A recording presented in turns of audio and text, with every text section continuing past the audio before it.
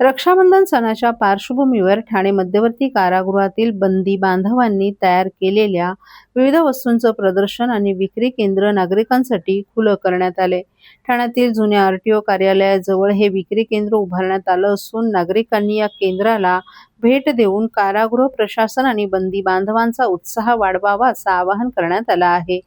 कारागृह विभागाच्या सुधारणा व पुनर्वसन या ब्रीदवाक्यानुसार बंदी बांधवांना शिवणकाम, सुतारकाम, लोहारकाम, बेकरी, पॉवरलूम यांच्यासह विविध व्यावसायिक कौशल्यांचं प्रशिक्षण दिलं जातं. या माध्यमातून त्यांना रोजगाराची संधी उपलब्ध करून देतानाच त्यांच्या कामाचा मोबदलाही दिला जातो. रक्षाबंधनानिमित्त यंदा रंगीबेरंगी राख्या, लाकडी आणि लोखंडी वस्तू, आकर्षक शोपीस, सतरंजा, दरी, आसनपट्ट्या, कपडे, टॉवेल्स यांच्यासह विविध वस्तू विक्रीसाठी उपलब्ध करून देण्यात आल्या आहेत.